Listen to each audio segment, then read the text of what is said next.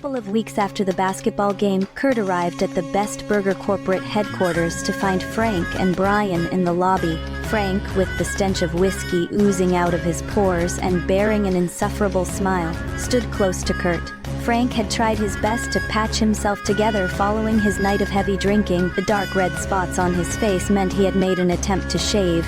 His hair, while not unkempt, suggested he'd taken his shower and prepared for work prior to drinking himself to sleep. A strong woman, she had a Napoleonic air about her. Her business suit hugged her build. Her shoulders were twice as wide as her narrow hips. Her hair was straight and seemingly unstyled save for a tight black headband keeping it out of her face. Her skin was pale and her eyes are dark, almost black. Kurt and Brian returned to Kurt's house and began calling friends for work. Less than a week after the blow-up, Kurt and Brian started their jobs with Chuck and Bernie.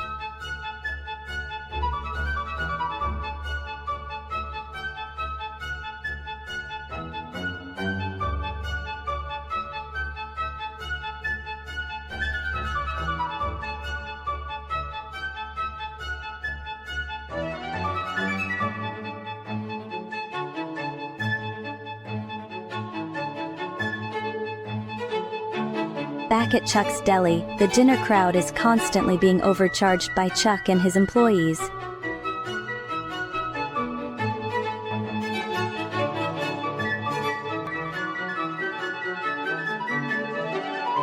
Party guests poured into Kurt's basement draped in white sheets and wearing flip-flops. Kurt and Brian held court at the bottom of the staircase and greeted the guests individually as they descended into what Brian hoped would be a bacchanalia to rival Nero's best.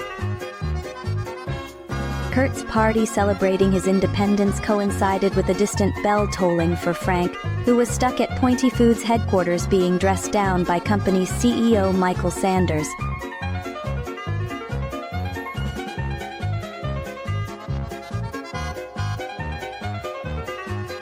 Kurt's basement is pulsing to the sound of the Kingsmen's Louie, Louie.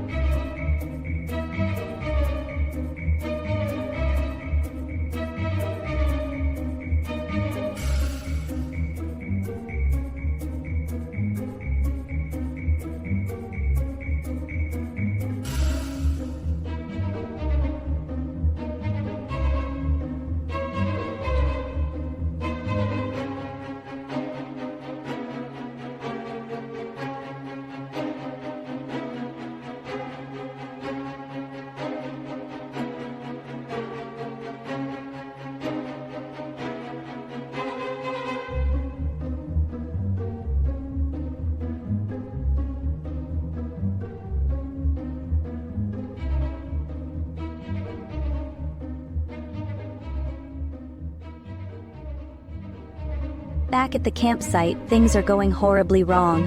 The guys have decided to go fishing by moonlight, all of them except for Chuck, who decided he wasn't feeling well and should stay back and rest.